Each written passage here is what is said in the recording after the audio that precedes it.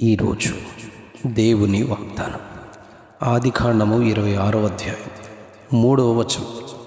నేను నీకు తోడయుండి నిన్ను ఆశీర్వదించెదను. నేను నీకు తోడయుండి నిన్ను ఆశీర్వదించెదను. పరిశుద్ధ గ్రంథంలో ఆరంభ పుస్తకములైన పంచకాండములలో మొదటి భాగమైన ఆదికాండములో సృష్టి ఆరంభం మొదలుకొని సృష్టిలోని ఎంతో శ్రేష్ఠ భాగమైన మానవుల జీవితములు, వారి నిర్మాణము, వారి అభివృద్ధి, వారు ఫలించి విస్తరించడం, భూమిని నింపి దాన్ని లోపరుచుకొనడం, ఆ దిశగా ఎంతో విలువైన చరిత్ర భాగములను ఈ గ్రంథంలో మనం గమనిస్తాం. దీనిలో 12వ అధ్యాయంలో తెరహు కుమారుడైన అబ్రహాము యొక్క జీవితం ఎంతో ప్రాముఖ్యమైనదిగా ఉంటుంది.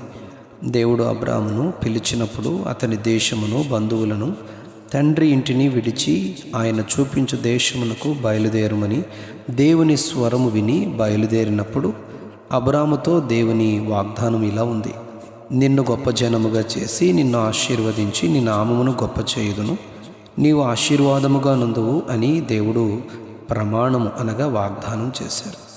ఆ రోజు మొదలుకొని దేవుడు అబ్రామును వెంబడిస్తూ అతని ప్రయాణంలో తోడుగా ఉంటూ తాను చేసిన వాగ్దానం అబ్రాముకు తిరిగి జ్ఞాపకం చేస్తూ 17వ అధ్యాయం 16వ వచనంలో షారాయితో అనగా అబ్రాము భార్యతో మాట్లాడుతూ, నీ పేరు షారాయి అనబడదు, ఇక షారా నీ పేరు అనబడుతుంది. నేను నిన్ను ఆశీర్వదింతును, నీవు కుమారుని కని అతనికి ఇస్సాకును పేరు పెట్టుదు అని చెప్పి అబ్రాముతో 17వ అధ్యాయం 5వ వచనంలో ఇక నీ పేరు ఇకను అబ్రాము అనబడదు, అబ్రహాము అనబడునను చెప్పి నీకు అత్యధికముగా సంతానాభివృద్ధి కలుగు చేసి నేను నీకును నీ తరువాత నీ సంతానమునకును దేవుడనై ఉండునట్లు నాకును నీకును నీ తరువాత వారి తరములలో నీ సంతతికి మధ్య నా నిబంధనను నిత్య నిబంధనగా స్థిరపరచెదనని చెప్పి నీ తరువాత నీ సంతతికి నీవు పరదేశువై ఉన్న దేశమును అనగా కనాను దేశమంతటిని నిత్య స్వాస్యముగా ఇచ్చి వారికి దేవుడనై ఉందునని చెప్పారు. ఈ పరిశుద్ధ గ్రంథంలోని దేవుడు తాను చేసిన వాగ్దానాన్ని నెరవేర్చి వారి సంతానము కూడా ఆ మార్గంలో నడిచినప్పుడు వారికిని తన వాగ్దానమును నిత్యము స్థిరపరచు దేవుడై ఉన్నాడు.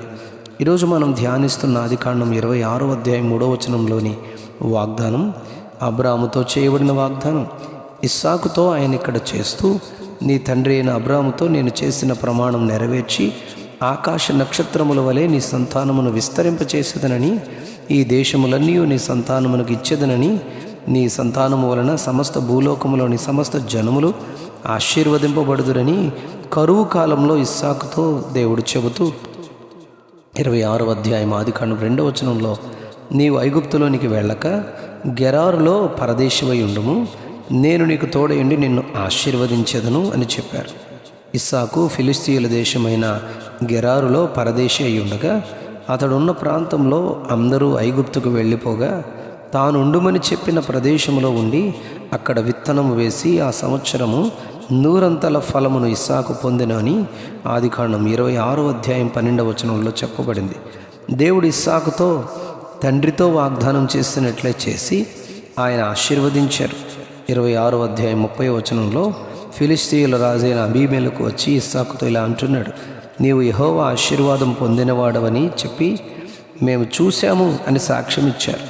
అవును, మనం ధ్యానిస్తున్న ప్రభు అయిన యేసుక్రీస్తు వారు ఆశీర్వదించు దేవుడై ఉన్నారు. ఇస్సాకు తన పైకి వచ్చిన తన తండ్రి దీవెన వాగ్దాన ప్రకారంగా తాను పొందుకుని తన కుమారుని ఆశీర్వదించాలనుకున్నారు. అవును, తల్లిదండ్రులతో దేవుడు చేసిన వాగ్దానం పిల్లల జీవితాల్లో స్థిరపరిచినట్లే ఇక్కడ గమనిస్తాం. దావీదు కూడా తన కుమారుడైన సొలొమోనుతో ఇలా అంటున్నారు. మొదటి రాజుల గ్రంథం 2వ అధ్యాయం 2వ వచనంలో లోకులందరూ పోవలసిన మార్గమును నేను పోవుచున్నాను, కాబట్టి నీవు ధైర్యము తెచ్చుకుని నిబ్బరము కలిగి ఆయన న్యాయ విధులను శాసనములను గైకొనుము. అప్పుడు నీ పిల్లలలో ఒకడు ఇశ్రాయేలీయుల రాజ్యముపై సింహాసనం మీద ఆసీనుడగువాడు ఒకడు నీకు ఉండకపోడని యెహోవా నన్ను గూర్చి ప్రమాణం చేసిన మాటను స్థిరపరచును అని ఇక్కడ చెప్పారు. చెప్పబడిన వాగ్దానం ఆయన పిల్ల తరమున నెరవేర్చు దేవుడై ఉన్నాడు. మనము పొందుకున్న ఆయన వాగ్దానములను మన పిల్ల తరమున స్థిరపరచబడినట్లు ఆయన మాట ప్రకారంగా జీవించి ఆ దీవెనలను మన పిల్లలు, కుమారులు, కుమార్తెలు అనుభవించున్నట్లుగా ఆయనకు మార్గాన్ని సరళం చేద్దాం. అట్టి భాగ్యం ప్రభు మన బిడ్డలకు దయచేయునుగాక. Amen, amen, amen. ఆదికాండము 26వ అధ్యాయం 3వ వచనం. నేను నీకు తోడయుండి నిన్ను ఆశీర్వదించదను. నేను నీకు తోడయుండి నిన్ను ఆశీర్వదించదను. Amen, amen, amen.